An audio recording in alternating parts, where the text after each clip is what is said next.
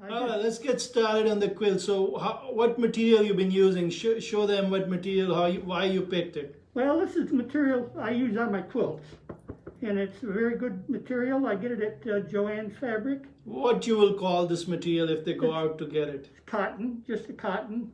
Okay. Is there any qualities you're looking in that material?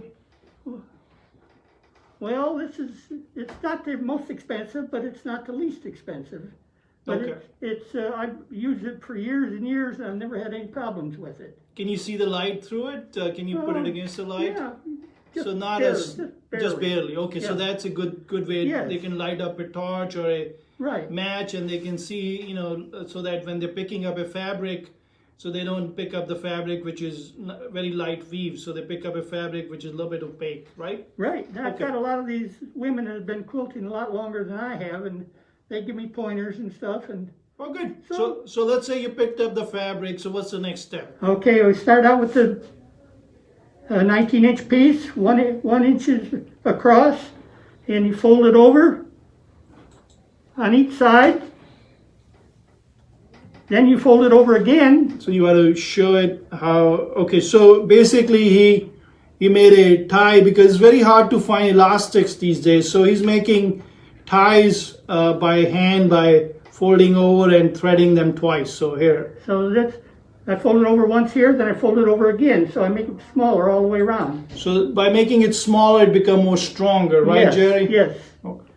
And then the size of the mask is 6.5 inches by 9.5 inches. So 6.5 by 9.5. Okay. And I go ahead and I just pin. I pin So you got two pieces, 2 correct? pieces. I pin. So you got 6.5 by 9.5, 2 pieces. Right. And then he attached the ties on the edges with a pin Right. on the corners. Then I put this piece over the top. Okay, can you just raise it up and show it to everyone, please? I- So you put the second piece on top of the first piece, which has the ties on the corner. Right. And then I sew it up, and I leave one little opening here. Now I reach in.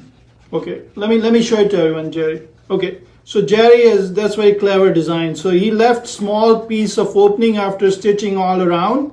So I know you can appreciate the opening, but you can cut the thread and then so that way you can pull the thread, the ties out from this opening. Go ahead, Jerry. Sure. If I can find it now. Okay, let's say you found it. Okay, then go to next step.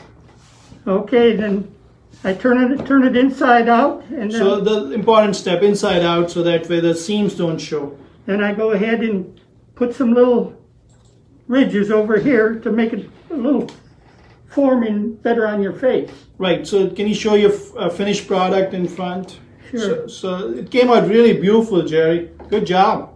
So you can see the ridges up there and it can cover your face and your nose. And that's the critical part, guys. I see a lot of people wearing their mask, just covering their face. That's not the right way. It should cover your face and your nose.